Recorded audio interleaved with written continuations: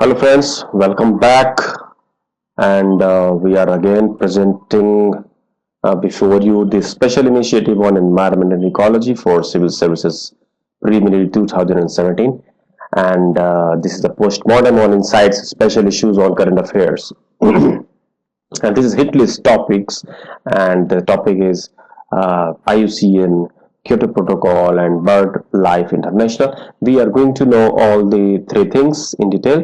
हम थोड़ा सा इसको जानने की कोशिश कर रहे हैं और हम चलते हैं। जैसा कि आपको पता होगा कि हम 3 सेशन में चीजों को बांटते हैं।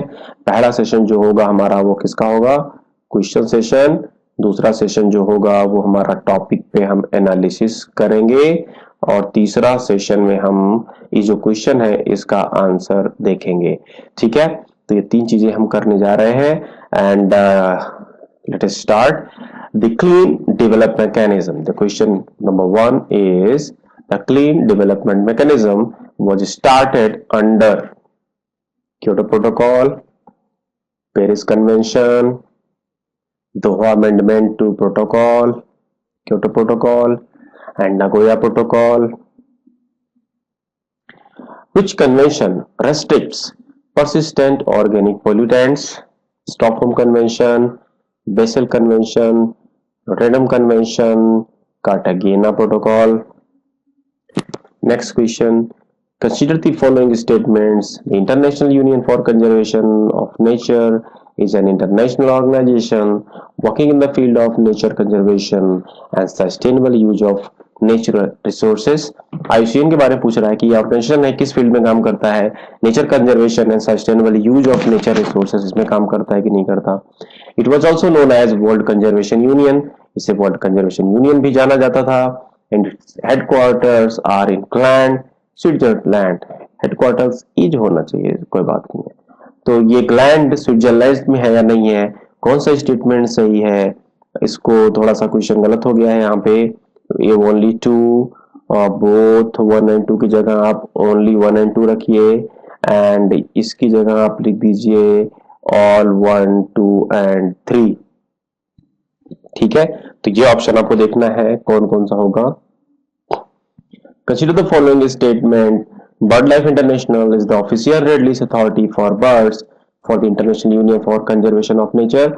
ये बर्ड इंटरनेशनल के लिए, बर्ड लाइफ इंटरनेशनल के लिए क्या ये ऑफिशियल रेड लिस्ट अथॉरिटी है आईयूसीएन के लिए? तो it is the world's largest partnership of conservation organization. ये क्या वर्ल्ड्स की लार्जेस्ट पार्टनरशिप है कंजर्वेशन ऑर्गेनाइजेशन की? Only 1, only 2, both 1 and 2, both 1 and 2 are incorrect. Next is the Kyoto Protocol came into effect in 1997, 2005, 2008 and 2010. कब ये effect में आया? Next question is IUCN is the only international observer organization in the UN General Assembly. UN General Assembly में क्या single organisation है world में जिसको observer का स्टेटस दिया गया है? किस इशू पे? एनवायरमेंट के इशू पे। It was involve in establishing the world wide fund और वर्ल्ड कंजर्वेशन मॉनिटरिंग सेंटर को बनाने में क्या ये इन्वॉल्व था या नहीं था? Only 1, only 2, both 1 and 2 are correct and both 1 and 2 are incorrect. Next question. Which of the following is are produced by IUCN? It produces the IUCN Red List of Threatened Species. It produces IUCN Red List of Ecosystems. ये दोनों में से कौन कौन सा सही है? Only 1, only 2, both 1 and 2, both 1 and 2 are incorrect. आपको आंसर भी बाद में बताया जाएगा, आप क्वेश्चन को कंसंट्रेट करें। And IUCN provides advice to Convention on Biological Diversity, CBD, CITES, CITES, Convention on International Trade in Endangered Species, Framework Convention on Climate Change, और the fourth one is it does not advise UNESCO on Natural World Heritage. आपको clear करना है कौन सा सही है कौन सा गलत है। Only 1, only 1 and 2, only 1, 2 and 3 and all 1, 2, 3 and 4. So let us start with the topic, जैसा का ये एनालिसिस पार्ट है। सबसे पहले IUCN है। IUCN क्या है? It is an international organization working in the field of nature conservation and sustainable use of nature resources. Nature conservation and sustainable use of nature resources के लिए किया जा रहा है। पॉइंट नंबर 1 आपको याद रखना है।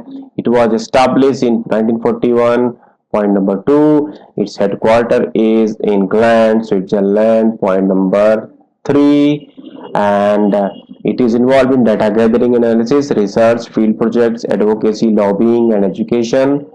Or IUCN's mission is to influence, encourage, and assist societies through the world to conserve nature and to ensure that any use of nature resources is equitable and ecologically sustainable. ये क्या करेगा? Influence करेगा, encourage करेगा और assist करेगा societies को through किसके?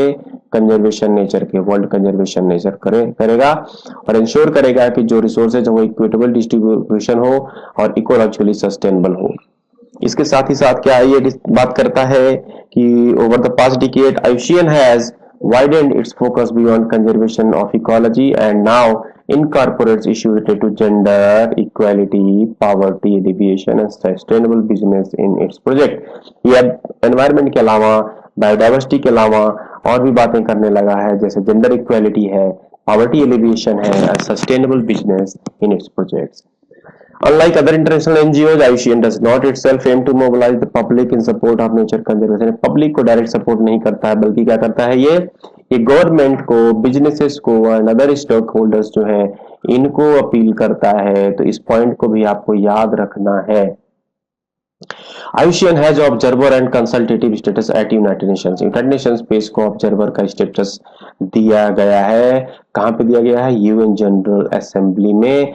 इस इशू पे, एनवायरमेंट के इशू पे। पॉइंट नंबर 6 को याद रखना है, ठीक है। तो वर्ल्ड ये it was involve in establishing the world wide fund for nature and the world conservation monitoring centre. ये 7वां पॉइंट आपको याद रखना है कि वर्ल्ड वाइड फंड और वर्ल्ड कंजर्वेशन मॉनिटरिंग सेंटर, इन दोनों को बनाने में इसकी भूमिका थी।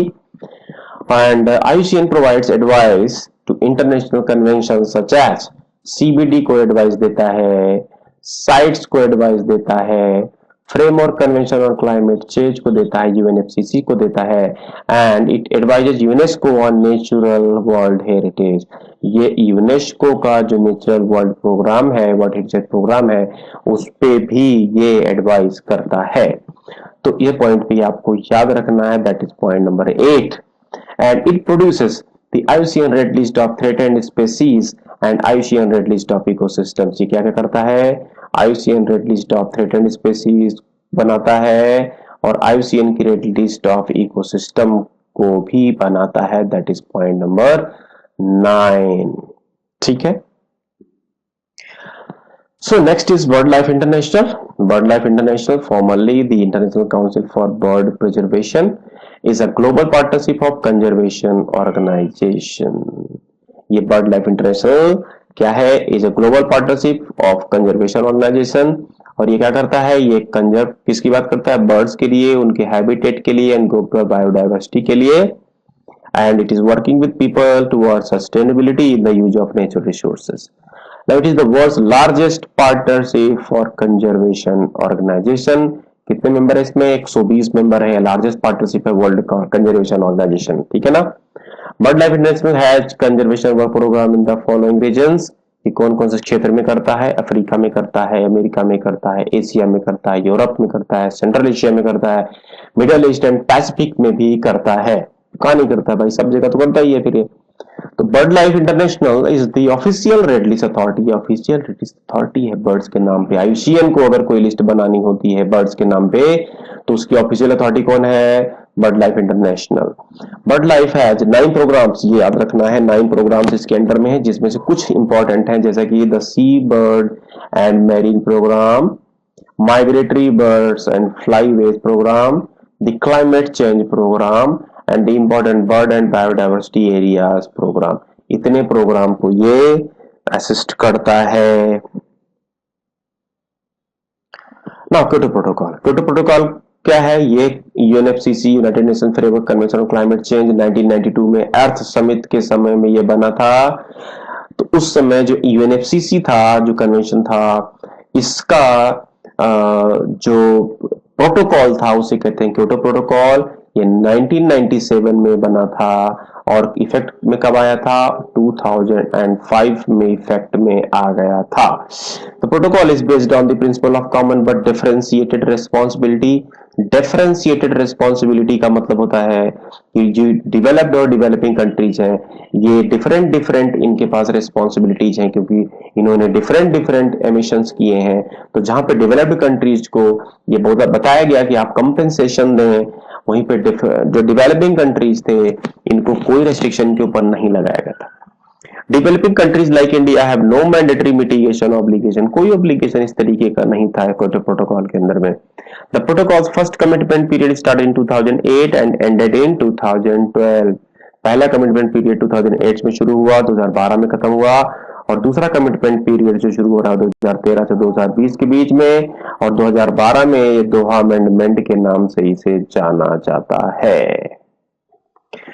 So, and the clean development mechanism under the Kyoto Protocol enables developed countries to invest in clean projects. Yes, clean development mechanism में clean projects में developed countries जाकर के इन्वेस्ट कर सकते हैं, और ये इनको क्या मिलेगा? क्रेडिट मिलेगा। क्रेडिट किस बात का मिलेगा? सर्टिफाइड एमिशन रिडक्शन CER का क्रेडिट मिलेगा, और ये कहीं भी जाकर के वर्ल्ड में उतना ही एमिशन कर सकते हैं। तो क्लीन डेवलपमेंट मैकेनिज्म ये बात बताता है। ठीक है, तो next is Stockholm convention on persistent organic pollutant. ये बहुत इंपॉर्टेंट है, इस बार एग्जाम में आने की संभावना है, तो आप इसको ध्यान रखें। And this is United Nations treaty signed in 2001। ये 2001 में ट्रीटी साइन की गई है, 2004 में इफेक्ट में आई। And it aims to protect human health and environment from chemicals that remain intact in the environment for long period become widely distributed। ये persistent organic pollutant क्या होता है? ये जल्दी से मिटता नहीं है, एनवायरमेंट बहुत समय तक रह जाता है, जिसका हार्मफुल इंपैक्ट होता है ह्यूमन हेल्थ पे और एनवायरमेंट पे। तो exposure to persistent organic pollutant can lead to serious health effects। Serious health effect result होगा अगर इसको इसके टच में रहते हैं आपको। तो it includes certain cancers, birth defects, dysfunctional immune and reproductive systems, सबको डैमेज करता है ये। तो the convention listed 12 distinct chemicals, 12 तरीके के डिस्टिंक्ट केमिकल्स को किया गया है, जिसमें से DDT भी है, एल्ड्रिन भी है, और पॉलीक्लोरिनेटेड बाइफिनाइल्स एंड हेक्साक्लोरोबेंजीन भी है। ठीक है, पोलोक्लोरिनेटेड डाइबेंजोपीडॉक डाइऑक्सिन, ये सारी चीजें बहुत इंपॉर्टेंट है, आपको याद रखना है। कौन सा याद रखना है? DDT को याद रखना है, एल्ड्रिन को याद रख लेना है, पॉलीक्लोरिनेटेड बाइफिनाइल को याद रखना है। 3 चीजें कम से कम याद आप रखिए। ठीक है, and the clean development mechanism, question शुरू करते हैं फिर से। Was started under under under under, ठीक है, Kyoto protocol. Second is which convention restricts persistent organic pollutants? That is Stockholm convention. Third is consider the following statements. The International Union for Conservation of Nature is an international organization working in the field of nature conservation and sustainable use of nature resources. बिल्कुल सही। It is what also known as World Conservation Union. बिल्कुल सही। Its headquarters are in England. Okay, एक is right. Which of the following is correct? तो तीनों। Okay, इसमें हमें क्या करना है? हमने ऑप्शन बनाया हुआ था, अभी आपको पता होगा कि both 1 and 2, both 1 and 2 and all 1 2 3, तो all 1 2 and 3 सारे के सारे सही हैं। ठीक है, consider the following statements. BirdLife International is the official red list authority for birds for International Union for Conservation of Nature। Conservation union IUCN का official red list authority है क्या बर्ड लाइफ इंटरनेशनल? यस, बिल्कुल सही। It is the world's largest partnership of conservation organization. Yes, it is the world's largest partnership of conservation organization. Both 1 and 2 are correct. Now the Kyoto Protocol came into effect, कब आया effect में? 2005 में, 1997 में बना था, 2005 में effect में आ गया। I consider the following statements again.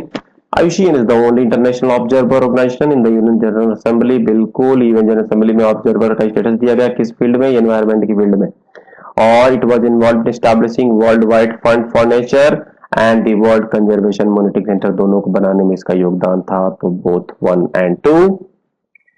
Which of the following is are produced by IUCN? IUCN क्या क्या बनाता है? It produces the IUCN Red List of Threatened Species। बिल्कुल, and it produces IUCN red list of ecosystem, बिल्कुल सही, दोनों सही, इसका मतलब ऑप्शन सी।